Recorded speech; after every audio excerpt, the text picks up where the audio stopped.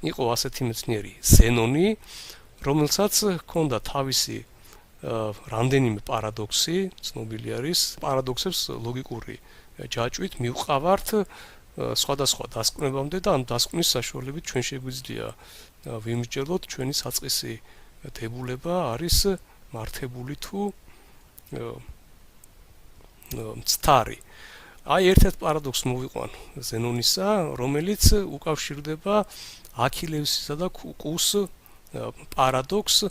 ეს საინტერესოა, იმით რომ ნაწილობრივ ამ პარადოქსის ერთ-ერთი ახსნა, რომელიც დღესდღეობით არ შეიძლება ჩაითვალოს სწორად, გარკვეულწილად შეიძლება დაუკავშირდეს ატომიზმის იდეას. აი ზენონი თავის ლოგიკურ ჯაჭვში აყალიბებდა რაღაცა დებულებას, თითოეულ დებულებას შემდეგ უკავშირებდა ლოგიკურ გამომდინარეობას და შემდეგ მიდიოდა ისეთ დასკვნამდე, რომლის შემოწმებაც ადვილად შესაძლებელი იყო.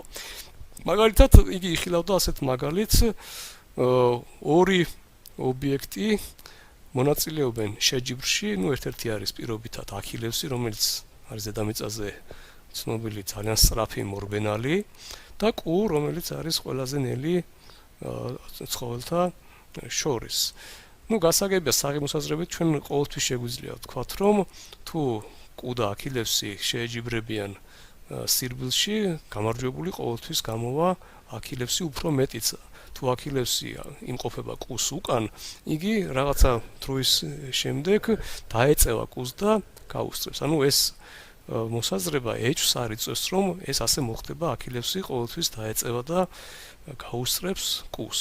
აი ზენონმა შემოგთავაზა ისეთი ჯაჭვი ლოგიკური მსჯელობისა, რომ ეს მოსაზრება, რომ აქილევსი გაუსწრებს კუს, ეჭვის ქვეშ დგება, აი ამ ლოგიკური ჯაჭვის მიხედვით და უფრო მეტიც პირიქით შედეგს ვიღებთ, რომ აქილევსი ვერასოდეს ვერ დაეწევა კუს.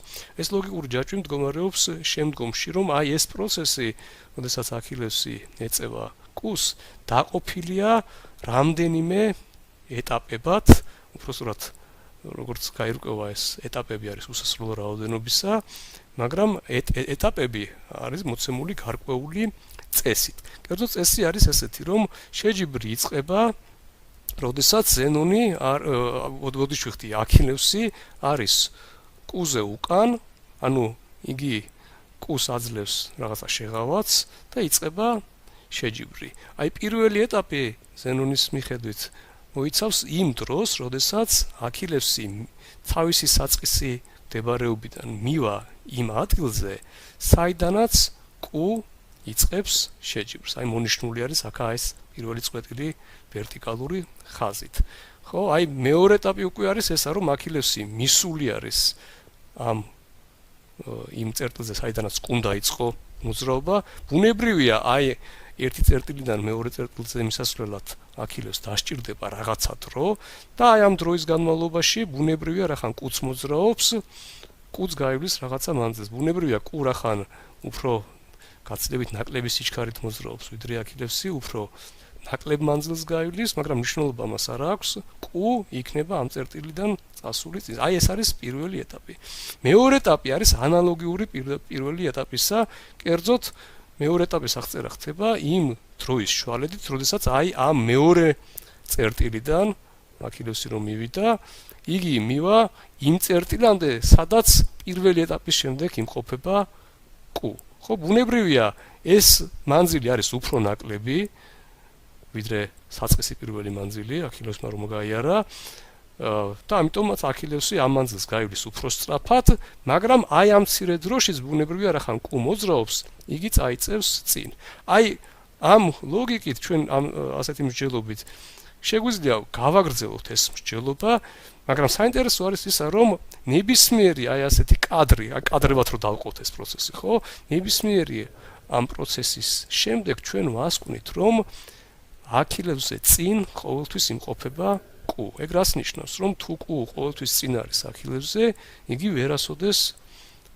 აქილევსი ვერასოდეს ვერ დაეწევა კუს. ანუ მივიღეთ საწინააღმდეგო დასკვნა, რომელიც ეწინამდგება ყოველდღიურ დაკვირვებას და საღ აზრს, ხო? აი ეს არის ერთ-ერთი პარადოქსი, რომელსაც მივყავართ ამ ზენონის მსჯელობას. მაგრამ ეხლა შეგვიძლია ჩვენ ვიფიქროთ თუ ამ მსჯელობაში რა ეტაპზე ან რა მომენტში უშვებთ ჩვენ შეცდომას. ანუ გასაგებია თუ მცდარდასკვნამდე მივდივართ რაღაცა ეტაპზე ამ მსჯელობაში უნდა იყოს შეცდომა. აი ერთ-ერთი გადაჭრა შეიძლება იყოს ისეთი, რომ ხარი დაუჭიროს ამან ატომიზმის იდეას. კერძოდ, თუ ატომიზმის იდეა სწორია, ეგ რას ნიშნავს, რომ არსებობს რაღაცა ზომა, რომლის შემდგომაც გაყოფა არის შეუძლებელი, იმიტომ რომ ატომი არის უმცირესი მანძილი, რომელიც გაყოფა უკვე აღარ შეიძლება, ხო? აი თუ ეს სწორია, ეს იდეა თუ სწორია, ატომიზმის იდეა, ბუნებრივია აქილებსა და კუს შორის იქნება ისეთი მანძილი, აი თუ გინდათ მრავალი ასეთი კადრის მერე, ხო, რომლის მანძილი იქნება უკვე ატომურ ზომის ხელა, ანუ მასა მიახლოებული და მისი გაყოფა იქნება შეუძლებელი, ამიტომ შემდეგი კადრის განხილვა უკვე აზრს კარგავს, იმიტომ რომ ეს შეეწინააღმდეგებოდა ატომიზმის იდეას. ანუ ჩვენ თუ დაუშვებთ, რომ რაღაცა მომენტის შემდეგ აი ამ მანძილების დაყოფა, ანუ დროის შუალედის დაყოფა არ შეიძლება, იმიტომ რომ ატომიზმი ეწინააღმდეგება მას, ჩვენ ეს მსჯელობა აქილებსა და კუს შეჯიბრის კადრებისა უნდა შევწყვიტოთ, არ შეგვიძლია გავაგზავნოთ უსასრულობამდე და სწორედ მაშინ, როდესაც აი მანძილი კუსა და აქილებს შორის იქნება ატომის ზომის, ანუ მინიმალური ზომისა, ეს მსჯელობა უნდა შეწყდეს და ჩაითვალოს, რომ აი ამ მომენტში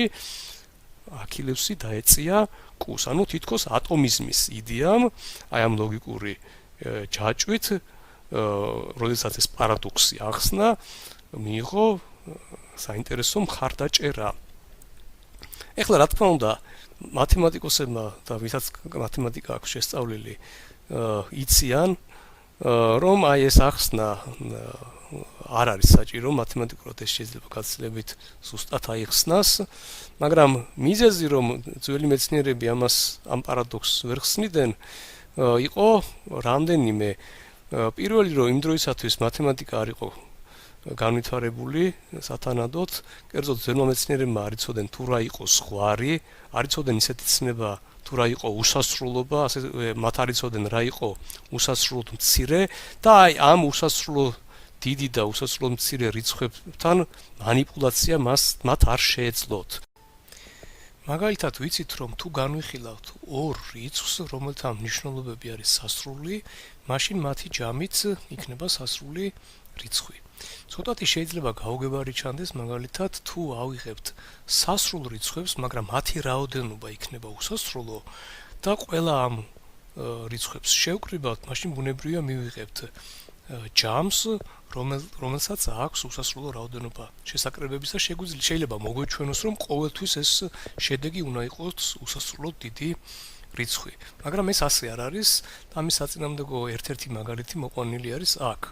განვიხილოთ მაგალითად რიცხვების წკრივი, რომელშიც ყოველი რიცხვი მიღებულია წინამდებარე რიცხვის 2-ზე გაყოფით და განვიხილოთ ასეთი ჯამი. პირველი რიცხვი იყოს 1/2, ბუნებრივია ამ ჯამში მეორე წევრი იქნება 1/2-ზე ორჯერ ნაკლები, ანუ 1/4, მესამე წევრი იქნება 1/4 გაყოფილი 2-ზე, ანუ 1/8 და ასე შემდეგ გაგრძელდეს უსასრულო და ბუნებრივია ამ ჯამში შესაკრებების რაოდენობა იქნება უსასრულო. აი მიუხედავად ამისა, რომ უსასრულო რაოდენობა გვაქვს შესაკრებებისა, აი ამ ჯამის შედეგი არის ზუსტად 1 სტოლი, ანუ სასრული რიცხვი.